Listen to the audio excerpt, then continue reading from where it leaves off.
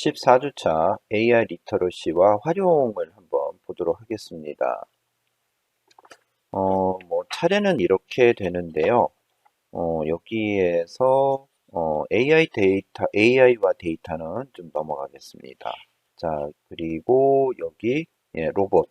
로봇이 좀 상당히 중요한 부분이 되는데요. 자, 로봇이 이제 뭐냐? 예.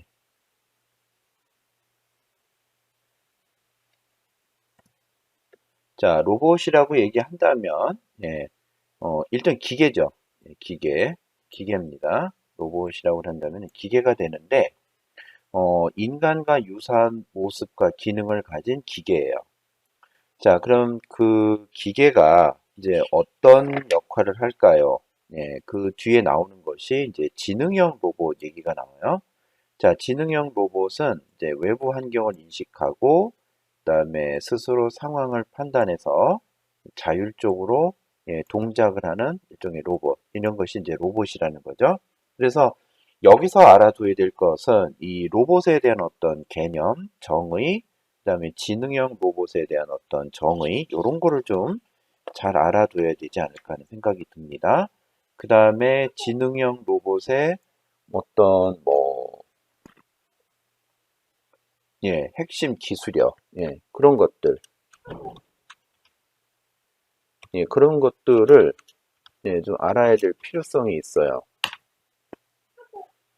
자, 그러면은 로봇 입장에서는 이제 3대 핵심 기술이 뭘까요? 여기 나오는 지능 기술, 그다음에 제어 기술, 그다음에 이제 부품 기술 이런 기술들이 뭐 얘기가 되겠죠. 그래서 이런 기술들이 상당히 중요한 겁니다.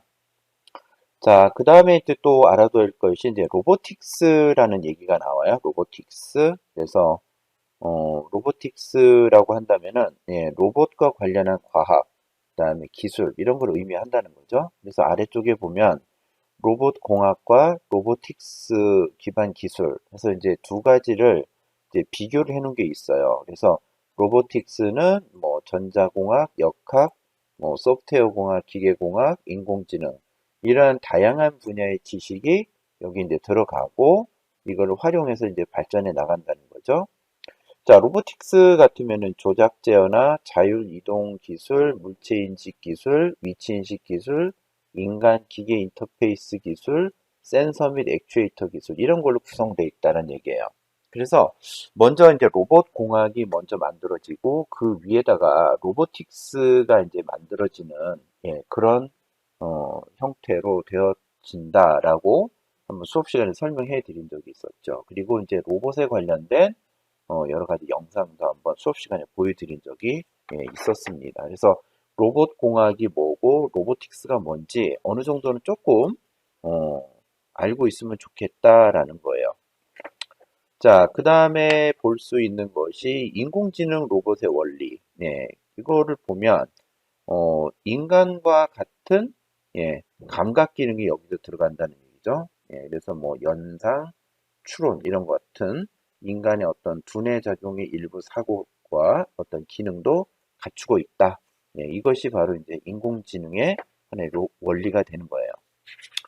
자, 그리고 뒤로 넘어가면 인공지능 로봇의 기능이 있죠. 네 가지 기능이 있어요. 환경인식 기능, 위치인식 기능, 조작 제어 기능, 자율이동 기능 이렇게 네 가지가 있는데 요 네 가지의 의미를 좀 알고 가는 게 좋을 것 같아요. 그래서 환경인식 기능 같은 경우에 여기 이제 환경인식 기능은 어, 미리 학습한 지식 정보 요걸 바탕으로 해서 사물, 사람 등의 영상을 보고 종류, 크기, 위치, 방향 이런 어떤 3차원적 공간 정보를 실시간으로 알아내는 기능이다라는 거죠.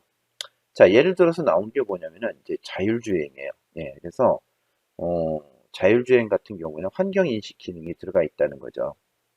그 다음에 위치인식 기능 같은 경우에는 기계가 스스로 이제 공간을 지각하는 능력을 갖고 있다라는 거죠. 그래서 예를 들어서 가장 대표적인 것이 내비게이션 얘기입니다. 자, 그 다음에 또 나온 것이 조작 제어 기능인데 조작 제어 기능은 물건을 잡고 자유롭게 핸들링 하는 기능이죠. 그 다음에 자율이동 기술은 말 그대로 자유롭게 이동할 수 있는 그런 기술이에요. 그래서 여기 나오는 것이 이게 사족 보행, 사족 보행이니까 다리가 4개가 되는 거죠. 그 다음에 이족 보행은 뭐예요? 다리가 2개가 되는 거죠. 이족 보행, 사족 보행 그렇게 됩니다. 자, 그 다음에 AI와 윤리인데요. AI와 윤리에서는 여기서 많이 나오는 거예요. 그런 책임성 있죠. 책임성. 그 다음에 또 뭐가 있을까요? 책임성이 있고, 그 다음에 이제 투명성이 있죠. 투명성이 있고, 그 다음에 공정성, 편향성. 요런 얘기들이 있어요. 요거는 아마 수업 시간에 전반적으로 예를 들어서 다 설명을 해드렸죠. 해드렸는데 여기에서는 뭐 실질적인 내용을 설명하는 것보다는 뭐 다 아는 내용이기 때문에 굳이 뭐 세부 내용을 가지고 이제 시시콜콜하게 이제 따져 나가는 것보다는 이 AI와 윤리라는 측면에 있어서 나오는 어떤 투명성이라던가 공정성, 편향성, 또 하나가 뭐죠? 책임성 이런 것들이 있다. 이런 그 제목 정도만 알고 가면은 되지 않을까 그런 생각이 듭니다. 뭐 그 다음 내용들은 좀 이렇게 뒤로 넘어갈 수가 있어요. 뒤로 넘어갈 수가 있는데 이제 요거는 조금 중요한 부분들이 좀 나오는 것들이 뭐가 있냐면 그 이후에 나오는 것들이 뭐가 있냐면은 AI의 역할과 활용이라고 하는 부분이 있는데 여기에서 가장 이제 나올 수 있는 것이 이제 양극화 얘기가 나올 수가 있죠. 그래서 인공지능의 소유, 그다음에 활용.